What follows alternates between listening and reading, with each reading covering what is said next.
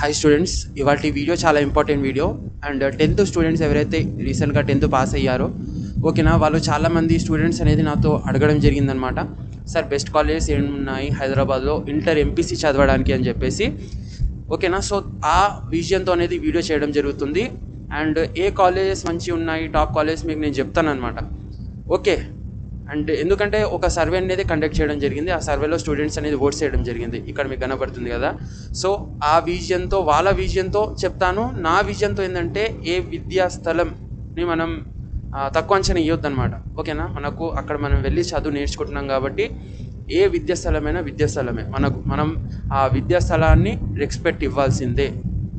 So చాలామంది అనుకుంటారు పెద్ద పెద్ద కాలేజ్లో చదివితేనే మాకు చదువు వస్తుంది, లేకుంటే రాదు అంటే అలా ఉండదు నాన్న. ఎప్పుడైనా గుర్తుపెట్టుకోండి, 30% కాలేజ్ది ఉంటే 70% మనది ఉంటుంది. చాలామంది పెద్ద పెద్ద కాలేజ్లో చదివి కూడా చాలామంది చాలా బ్యాక్లాగ్స్ ఉన్నాయి.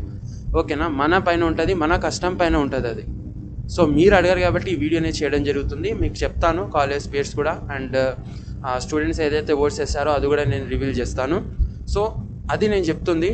ఎందుకంటే చాలామంది అంటారు, ఇప్పుడు ఫోర్స్ చేస్తారు, ఈ కాలేజ్ బాగుంది పేరెంట్స్తో అంటారు, నాకు ఈ కాలేజీలో ఎందుకు వేస్తారంటే, సో మన అమ్మ నాన్న కాబట్టి మన కోసం కష్టపడుతున్నారు కాబట్టి మనం వేయింతలు కష్టపడాలి. ఎందుకంటే ఇప్పుడు మనం ఈ కాలేజీలో జాయిన్ అంటే ఆ కాలేజ్లో ఫీజెస్ ఎక్కువ ఉంటాయి, మన పేరెంట్స్ అనేది బాదర్ చేయలేరు అంతా.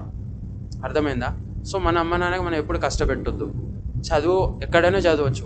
గవర్నమెంట్ కాలేజ్లో చదివి కూడా చాలామంది చాలా హయ్యర్ పొజిషన్స్లో ఉన్నారు, ఎన్నో ఆర్టికల్స్ కూడా మనకు ఉన్నాయి. సో అలా ఎప్పుడు ఆలోచించొద్దు. అర్థమైందా? సో ఏ కాలేజ్లో అయితే ఇప్పుడు మీరు చేరారో బాగా చదువుకున్న అదే కాలేజెస్లో, అండ్ ఏ కాలేజ్ బెస్ట్ ఉంటాయో అని చాలామంది అడిగారనమాట. కొన్ని ఈ రీసెర్చ్లో అనేది కాలేజ్ రావడం జరిగింది. ఇది చూడండి, Sri Chaitanya, Narayana, Texas, FIT, JEEE, Pace and Ramaiah junior college, Aakash, Sri Gayatri, Vignan, NRI junior, ఇలా చాలా కాలేజెస్ ఉన్నాయి.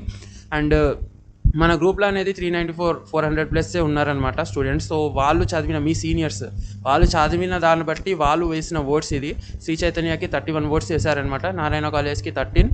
ఓకేనా, అలానే టెక్సన్ ఇంటర్నేషనల్ 3, 4, 13 ఇలా ఓట్స్ అనేది వేయడం జరిగింది. సో శ్రీ చైతన్య బెస్ట్ అని కొంతమంది అంటున్నారు, కొంతమంది నారాయణ అంటున్నారు. ఓకేనా, సో ఏ స్టూడెంట్ అనేది ఏ కాలేజ్కి వెళ్తే వాళ్ళకు నచ్చితే ఎన్వైరన్మెంట్ అలా ఓట్స్ వేస్తారనమాట, మనం నమ్మొద్దు దాన్ని. సో మనకు ఏ కాలేజ్ బెస్ట్ అనిపిస్తే ఆ కాలేజ్లో చేరొచ్చు. బట్ రీసెంట్గా హయ్యెస్ట్ టాప్ కాలేజెస్ అంటే ఇవే ఉన్నాయి. చాలామంది ఏ చూసినా శ్రీ చైతన్య అంటారు, నారాయణ అంటారు. ఓకేనా, this is not a paid promotion, but నేను మీకు చెప్తున్నాను. ఓకేనా, ఏ కాలేజ్ కూడా మనకు టాప్ ఉండదు, ఈక్వలే. ఎడ్యుకేషన్ కాడ అన్ని కాలేజెస్ కూడా ఈక్వలే. అర్థమైందా? సో కొన్ని కాలేజెస్ ఉంటాయి, అందులో ఫ్యాకల్టీ కొద్దిగా ఇబ్బంది ఉంటుంది, అలా సంథింగ్ జరుగుతూ ఉంటుంది. ఓకేనా, సో నేను చెప్పేది ఏంటంటే 30% కాలేజ్ ఉంటే 70% మనది ఉంటుంది, మనం కష్టపడాల్సి ఉంటుంది.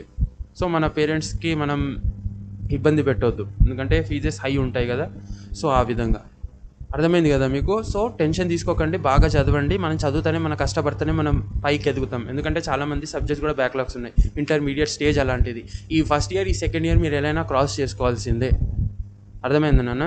సో ఎవరైతే ఇప్పుడు రీసెంట్గా ఇంటర్ ఫెయిల్ అయ్యారో స్టూడెంట్స్, వాళ్ళ కోసం కూడా మంచి ఆపర్చునిటీ ఉంది. Cabin crew, calibre institute of aviation sciences.